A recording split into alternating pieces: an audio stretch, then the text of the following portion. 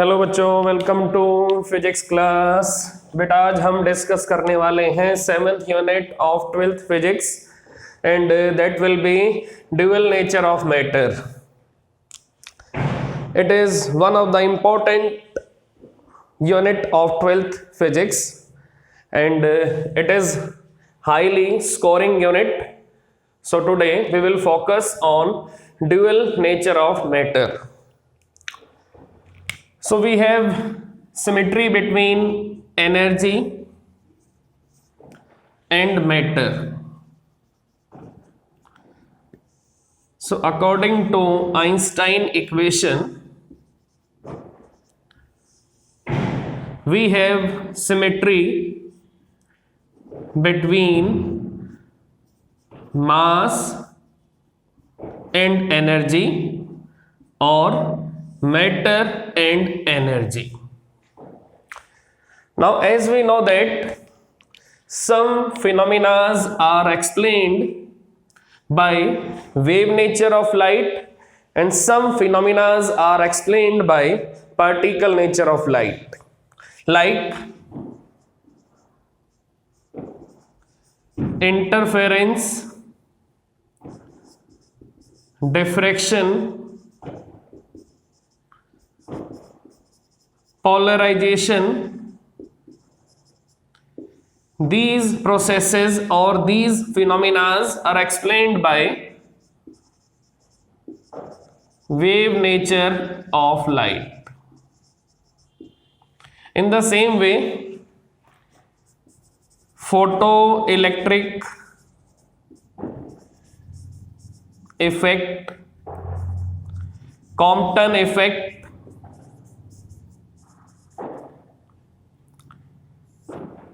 these phenomena are explained by particle nature of light. So energy or radiation has two types of nature. It means light energy has two types of nature. One is wave nature, other is particle nature.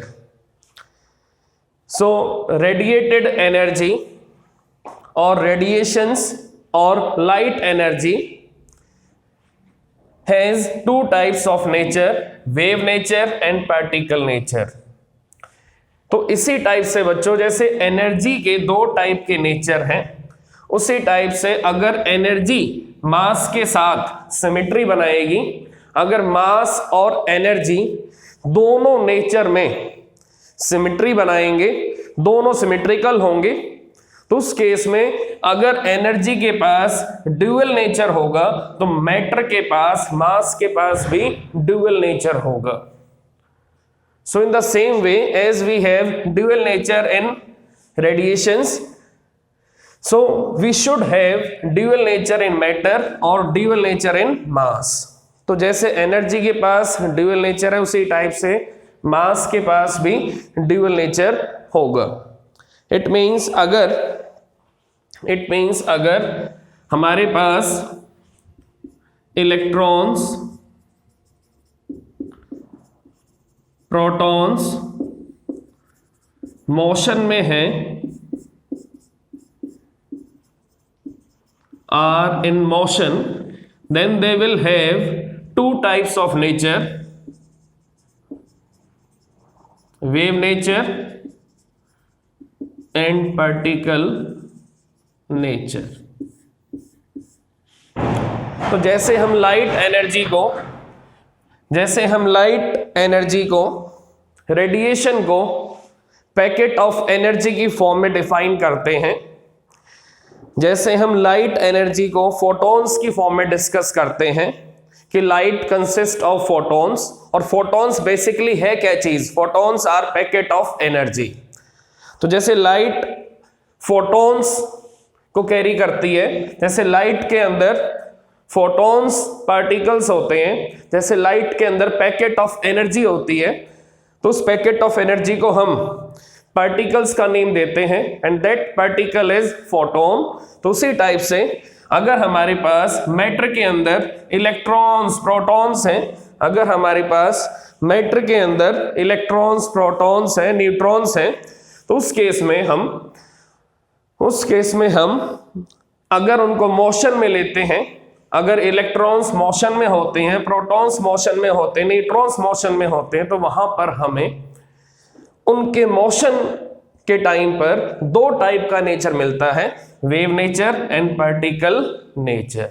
It means whenever material particles are in motion, then they will carry two types of nature, one is wave nature, other is particle nature। तो जैसे light के अंदर हम जब भी photons को discuss करेंगे तो वहां पर लाइट का पार्टिकल नेचर आपका हाईलाइट होगा, और जब भी लाइट के अंदर हम पोलराइजेशन, डिफ्रैक्शन और इंटरफेरेंस को डिस्कस करेंगे तो वहां लाइट का वेव नेचर हाईलाइट होगा। तो उसी टाइप से जब भी फोटॉन्स मोशन में होंगे, जब भी फोटॉन्स मोशन में होंगे तो लाइट अपीयर होगी, क्योंकि आपको मालूम है कि फोटॉन्स हमेशा मोशन में ही अपीयर होंगे, फोटॉन्स रेस्ट पर एग्जिस्ट नहीं करते। इसका मीनिंग लाइट एनर्जी के अंदर जो फोटॉन्स पार्टिकल्स हैं वो कभी भी रेस्ट मास कैरी नहीं करते। इसका मीनिंग अगर फोटॉन्स रेस्ट मास कैरी नहीं करेंगे तो फोटॉन्स आपके कब अपीयर होंगे, जब लाइट एनर्जी के अंदर हमें पार्टिकल्स मोशन में मिलेंगे। तो जब भी लाइट एनर्जी के अंदर पार्टिकल्स मोशन में होंगे तो फोटॉन्स अपीयर होंगे, और उसी टाइप से जैसे फोटॉन्स आपका मोशन से जुड़ा हुआ है, उसी टाइप से अगर हम मोशन को इलेक्ट्रॉन्स, प्रोटॉन्स और न्यूट्रॉन्स से अटैच करेंगे तो इलेक्ट्रॉन्स, प्रोटॉन्स, न्यूट्रॉन्स की जो बीम होगी उस बीम के पास दो टाइप का नेचर होगा, that is wave nature and particle nature. तो ये आपको फिक्स करना है माइंड में कि फोटॉन्स रेस्ट पर एग्जिस्ट नहीं करते, आप लाइट को ट्रैप नहीं कर सकते। अगर आप इस टाइप से लाइट को ट्रैप करोगे तो लाइट आप रोक नहीं पाओगे। इसका मीनिंग अगर आप लाइट को रोकना चाहोगे किसी पर्टिकुलर एरिया में, किसी पर्टिकुलर स्पेस में, किसी पर्टिकुलर वॉल्यूम में, तो आप लाइट एनर्जी को नहीं रोक पाओगे, आपको वहां डार्कनेस ही मिलेगी। इसका रीजन क्या है कि फोटॉन्स आपके कभी भी रेस्ट स्टेट में एग्जिस्ट नहीं करेंगे। इसका मीनिंग अगर लाइट एनर्जी के अंदर दो टाइप का नेचर है, particle nature and wave nature, तो उस कंडीशन के लिए हमें फोटॉन्स को मोशन में रखना पड़ेगा। तो जब तक फोटॉन्स आपके मोशन में रहेंगे तो लाइट एनर्जी रेडिएशन के अंदर आपको दो टाइप का नेचर मिलता रहेगा, that is particle nature and wave nature. तो उसी टाइप से जब भी हम मैटर को मोशन में रखेंगे, जब भी हम इलेक्ट्रॉन्स, प्रोटॉन्स और न्यूट्रॉन्स को मोशन में रखेंगे तो हमें वेव नेचर और पार्टिकल नेचर मिलता रहेगा। तो जैसे एनर्जी में दो टाइप के नेचर हैं, वैसे ही मैटर में भी आपको दो टाइप के नेचर मिलेंगे, और एनर्जी में और मास में आपको सिमेट्री मिलेगी, और यही सिमेट्री आपको ये बताएगी कि जैसे एनर्जी का ड्यूअल नेचर होता है वैसे ही मास का भी ड्यूअल नेचर होता है। तो ये आपको क्लियरली अब आइडिया मिल चुका है कि मैटर के पास ड्यूअल नेचर है और एनर्जी के पास भी ड्यूअल नेचर है। तो अब हम आगे डिस्कस करने वाले हैं emission of electrons. Now next topic is emission of electrons. Next topic is emission of electrons. Now let us discuss emission of electrons.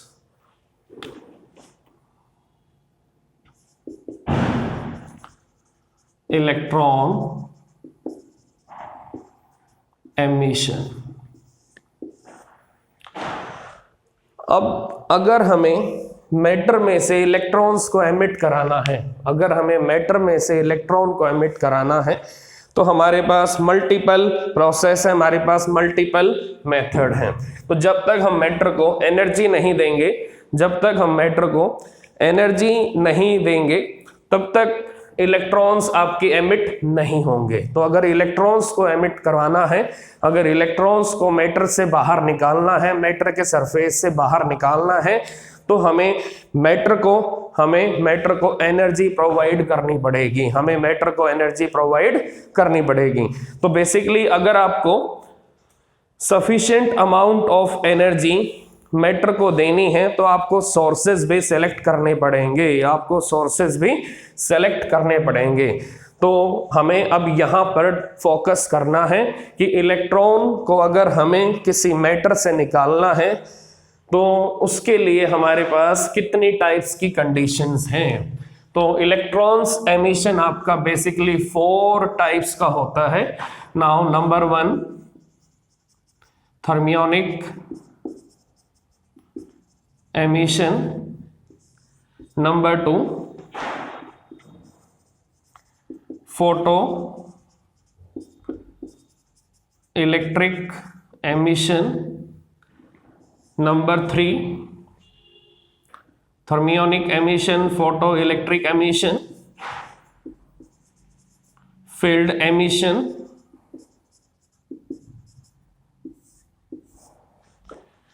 then number 4 secondary electron emission।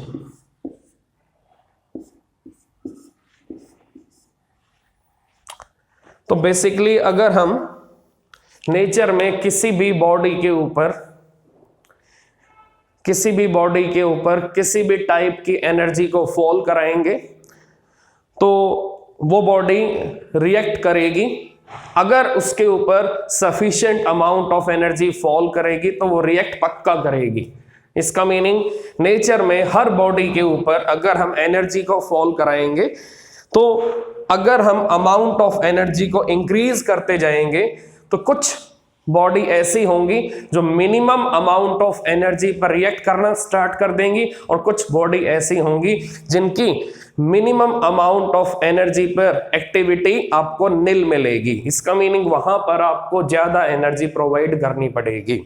तो जिस टाइप से अगर हम एज्यूम करें कि अगर हम ह्यूमन बॉडी के ऊपर एक्सेसिव लाइट एनर्जी को फॉल करेंगे, अगर हम किसी ह्यूमन बॉडी के ऊपर एक्सेसिव लाइट एनर्जी को फॉल कराएंगे तो वहां पर क्या होगा, ह्यूमन बॉडी की जो आईज होंगी वो क्लोज होना स्टार्ट कर देंगी। अगर हम सन को नॉर्मल आई से देखेंगे तो हमें ग्लेयर ऑफ लाइट महसूस होता है। इसका मीनिंग जब भी हमारी आईज के अंदर सन एनर्जी एक्सेसिव अमाउंट में आएगी तो हमें ग्लेयर ऑफ लाइट महसूस होने लगेगा। इसका मीनिंग ये है कि नेचर में किसी भी सब्सटेंस के ऊपर, किसी भी टाइप के मैटर के ऊपर, किसी भी टाइप के सब्सटेंस के ऊपर अगर आप किसी भी टाइप की एनर्जी को थ्रो करोगे तो वो सब्सटेंस कभी तो रिएक्ट करेगा और कभी रिएक्ट नहीं करेगा।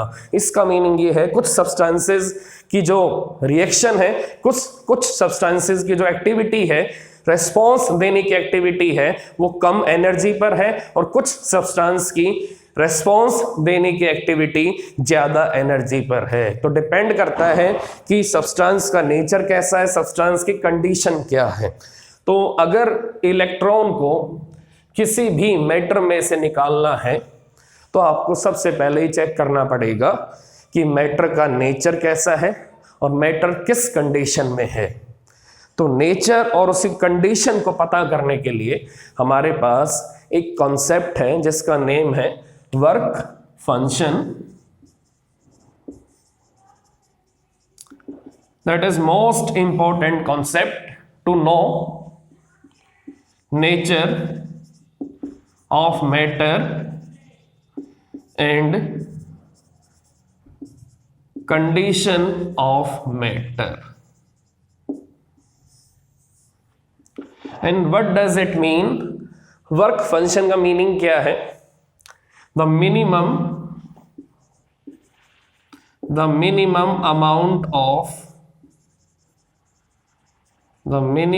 amount of energy required to liberate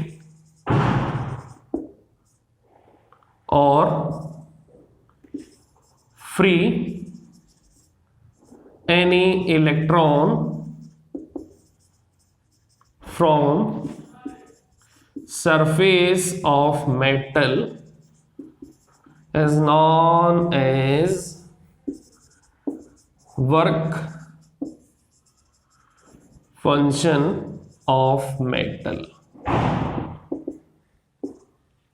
The minimum amount of energy required to liberate or free any electron from surface of metal is known as work function of metal. जिस minimum amount of energy पर electron metal में से निकलने के लिए ready हो जाएगा, metal को एस्केप करने के लिए रेडी हो जाएगा, तो उस मिनिमम अमाउंट ऑफ एनर्जी को हम वर्क फंक्शन बोलेंगे. The minimum amount of energy required to escape out, we can add another word, escape out और free any electron from surface of metal is known as work function. तो ये most important concept है. तो ये आपको हमेशा mind में रखना है कि किसी भी मैटर में से अगर आपको इलेक्ट्रॉन को फ्री कराना है, इलेक्ट्रॉन को लिबरेट कराना है, इलेक्ट्रॉन को बाहर निकालना है, इलेक्ट्रॉन को वहां से बचाना है, वहां से निकालना है, एस्केप आउट करना है इलेक्ट्रॉन को, you need to supply that minimum amount of energy to that specific substance, to that specific matter. तो आपको इतना amount of energy specific matter और सब्सटेंस को सप्लाई करना पड़ेगा. और वर्क फंक्शन किस पे डिपेंड करता है? Nature of matter and condition of matter. वो किस कंडीशन में है, उसके अंदर इलेक्ट्रॉन किन कंडीशंस में बाउंड हो रखा है. तो अगर इलेक्ट्रॉन स्ट्रांगली बाउंड होगा तो उसको निकालने के लिए you need to supply more amount of energy. Now nature of matter, matter आपका किस नेचर का है, उसके अंदर स्टेबिलिटी कैसी है, मैटर आपका स्टेबल है या अनस्टेबल है, ये भी आपको मालूम होना चाहिए कि मैटर कैसा है.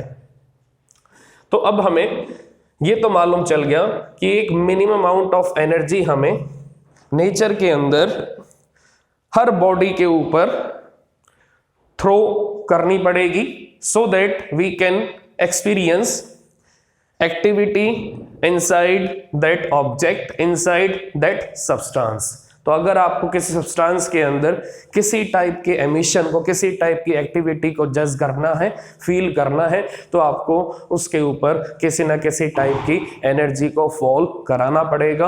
और अगर वो एनर्जी उसके वर्क फंक्शन के इक्वल होगी, उसके वर्क फंक्शन से ज़्यादा होगी, तो उस सब्सटेंस में, उस मैटर के अंदर एक्टिविटी स्टार्ट हो जाएगी और वहां से इलेक्ट्रॉन का निकलने का चांस इंक्रीज हो जाएगा.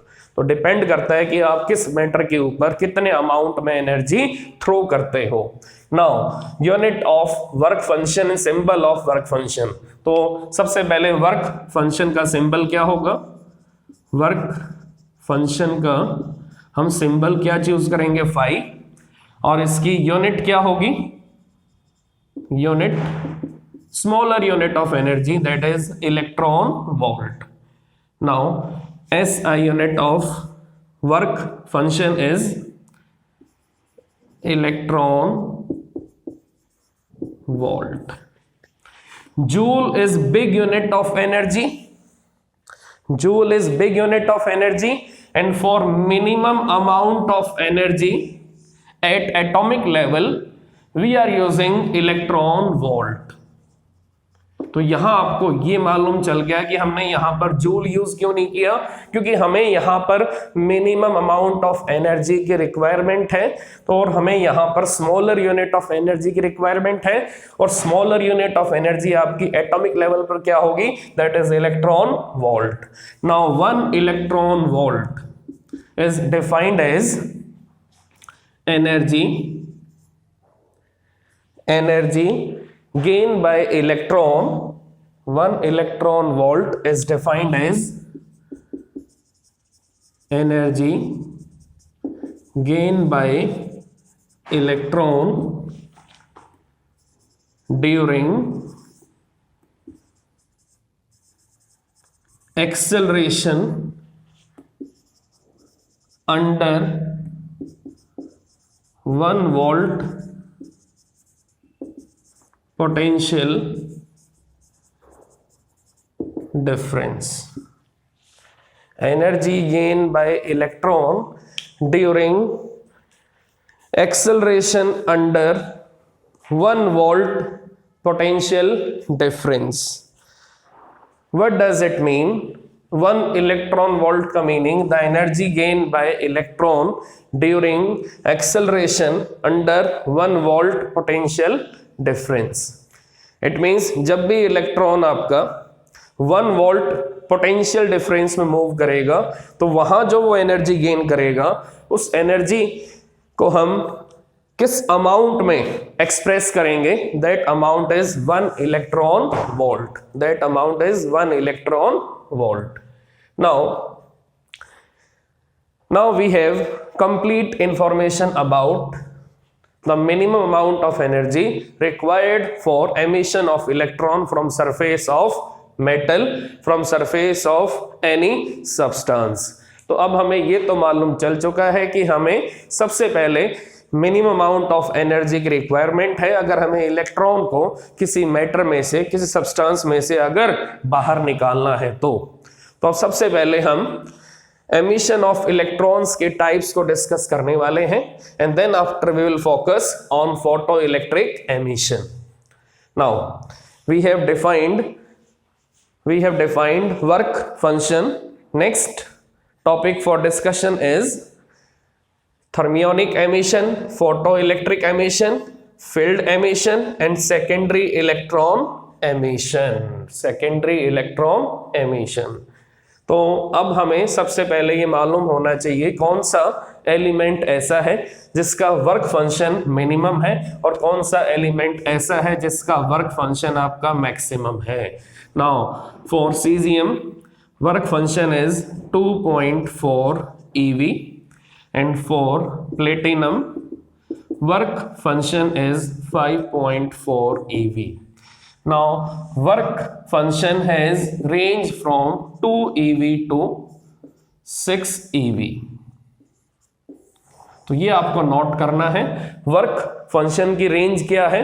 2 eV to 6 eV. और CGM एक ऐसा सब्सटेंस है जिसका वर्क फंक्शन मिनिमम है एंड दैट इज 2.4 eV. और प्लेटिनम एक ऐसा सब्सटेंस है जिसका वर्क फंक्शन काफी हाई है that is 5.4 eV.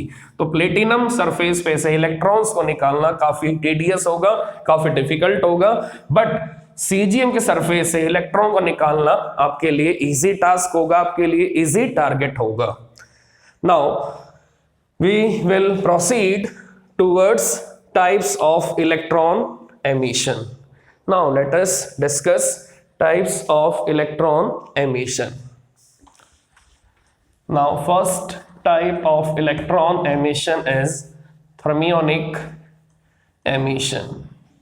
In thermionic emission, what are the conditions? When temperature increases, then we are giving thermal energy to substance or matter, and at particular high temperature electron will release. So that process is known as thermionic emission. तो जब भी हम किसी substance के ऊपर high temperature apply करेंगे, जब भी हम किसी सब्सटेंस को हाई टेम्परेचर के अंदर लेके आएंगे तो वहां पर इलेक्ट्रॉन की एमिशन की टेंडेंसी इंक्रीज होगी. और इलेक्ट्रॉन कब एमिट होगा? जब इलेक्ट्रॉन्स को sufficient amount of thermal energy मिलेगी. तो अब यहां पर हमें ये चेक करना है कि टेम्परेचर को इंक्रीज करने के बाद जो थर्मल एनर्जी आप सब्सटेंस को और मैटर को प्रोवाइड कर रहे हो, क्या वो थर्मल एनर्जी मैटर के वर्क फंक्शन को ओवरकम कर रही है या नहीं कर रही है. तो इलेक्ट्रॉन कब रिलीज होगा? जब ये थर्मल एनर्जी कैसी होगी? इलेक्ट्रॉन रिलीज होने के लिए, इलेक्ट्रॉन लिबरेट होने के लिए, इलेक्ट्रॉन को मैटर में से बाहर निकालने के लिए कंडीशन क्या है कि thermal energy should be more than और equal to work function of matter और सब्सटेंस। तो जब तक थर्मल एनर्जी आपकी इतनी सफिशिएंट नहीं हो जाती कि वो मैटर के वर्क फंक्शन के इक्वल, मैटर के वर्क फंक्शन के इक्वल नहीं हो जाती, तब तक इलेक्ट्रॉन आपका रेडी नहीं होगा मैटर से बाहर निकलने के लिए। तो ये आपको बिल्कुल माइंड में फिक्स करना है, जब तक थर्मल एनर्जी वर्क फंक्शन से ज्यादा या उसके इक्वल नहीं हो जाती, तब तक इलेक्ट्रॉन आपका मैटर के अंदर ही रहेगा, सब्सटेंस के पास में ही रहेगा। और जब ये थर्मल एनर्जी आपकी वर्क फंक्शन के इक्वल या मोर देन वर्क फंक्शन हो जाएगी, then after electron is ready to come out from the substance और मैटर। तो ये कंडीशन आपको हमेशा नोट करनी है कि थर्मल एनर्जी जो आप प्रोवाइड कर रहे हो सब्सटेंस को, मैटर को, विद राइज इन टेम्परेचर, तो वो थर्मल एनर्जी अगर मैटर और सब्सटेंस के वर्क फंक्शन को ओवरकम कर जाती है, उसके इक्वल आ जाती है, then after electron will release. Then number 2 emission is photoelectric emission. In photoelectric emission we have sufficient amount of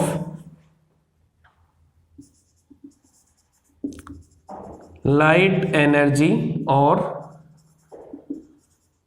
radiation on substance or matter, and that sufficient amount of light energy or radiation must be more than or equal to work function of matter, then after electron will release. Sufficient amount of light energy or radiation fall on any substance or matter, then there will be possibility of electron emission.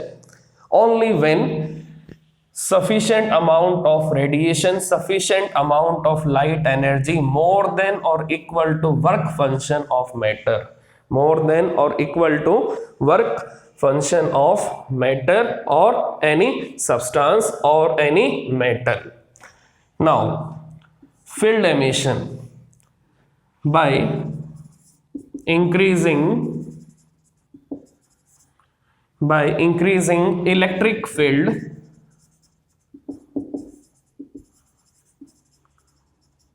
around any substance, by increasing electric field around any substance, we can escape electron from matter, or we can liberate any electron from matter. And that high amount of electrical energy, that high amount of electrical energy more than equal to work function. तो ये condition तो बार बार repeat होगी कि जो हमें sufficient amount of energy यहाँ use करनी है इलेक्ट्रिकल फॉर्म में, वो सफिशिएंट अमाउंट ऑफ एनर्जी कितनी होनी चाहिए, that is more than equal to work function of matter और work function of substance. Now next, secondary electron emission. तो जब भी किसी मैटर पर, सब्सटेंस पर, मेटल पर हाई स्पीड में इलेक्ट्रॉन्स आएंगे, हाई स्पीड में इलेक्ट्रॉन्स आएंगे, तो ये हाई स्पीड वाले इलेक्ट्रॉन्स मैटर वाले इलेक्ट्रॉन से कोलाइड करेंगे, मैटर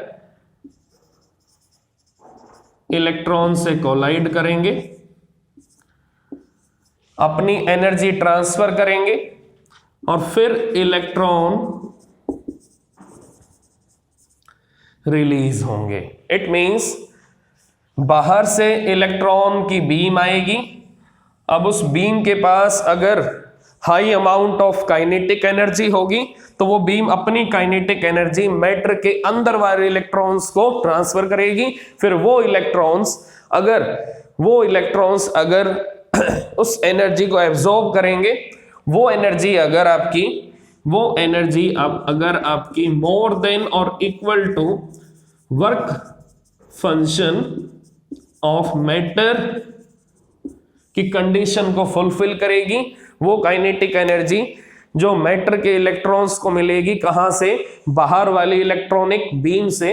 अगर वो एनर्जी वर्क फंक्शन से ज्यादा होगी या इक्वल टू वर्क फंक्शन होगी तो वहां पर इलेक्ट्रॉन्स का एमिशन होगा। और अगर ये काइनेटिक एनर्जी वर्क फंक्शन से कम होती है तो ये इलेक्ट्रॉन आपके रिलीज नहीं होंगे। तो इसका मीनिंग एक्सटर्नल इलेक्ट्रॉन्स बाहर से आ रहे हैं और हाई स्पीड कैरी कर रहे हैं, तो जब वो किसी सब्सटेंस से टकराएंगे तो अपनी एनर्जी ट्रांसफर करेंगे, तो सब्सटेंस के अंदर वाले इलेक्ट्रॉन कब निकलेंगे? जब ये काइनेटिक एनर्जी वर्क फंक्शन के इक्वल होगी या उससे ज्यादा होगी। So these are basic types of electron emission. Now we will discuss photoelectric emission. Now we will focus on photoelectric emission. तो photoelectric emission में हम particle nature of matter को डिस्कस करने वाले हैं। photoelectric emission में हम particle nature of matter को एक्सप्लेन करेंगे और यहां पर हम लाइट एनर्जी को फोटॉन्स की फॉर्म में एक्सेप्ट करेंगे। तो हमें यहां पर लाइट एनर्जी को फोटॉन्स की फॉर्म में एक्सेप्ट करना है। तो हमारा टॉपिक है photo electric emission.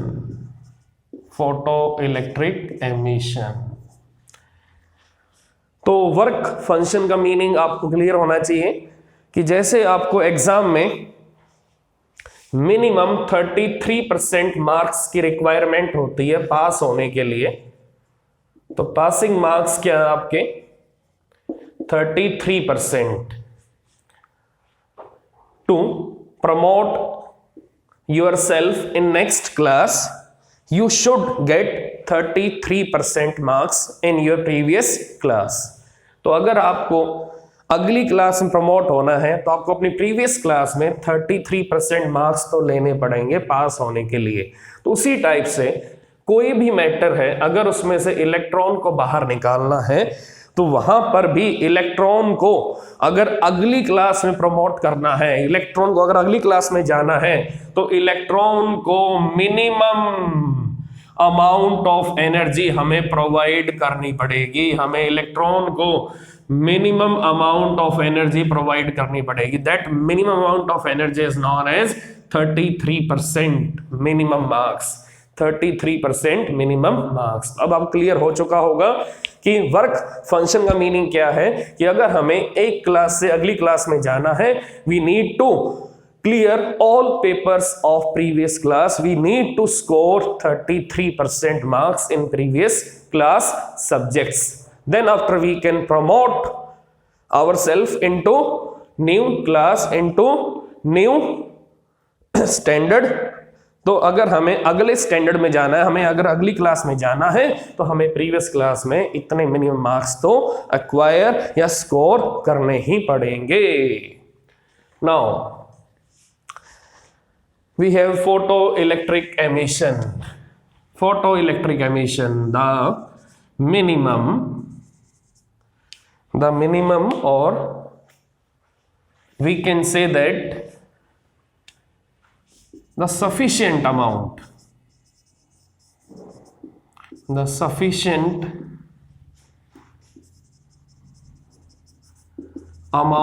of energy, or the sufficient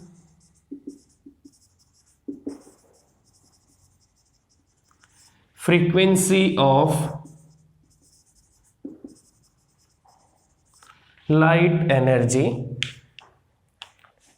the sufficient amount of energy or sufficient frequency of light energy falls on metal surface, then there will be emission of electrons from metal surface. The sufficient amount of energy or sufficient frequency of light energy falls on metal surface, then there will be emission of electrons from metal surface, and that process is known as photoelectric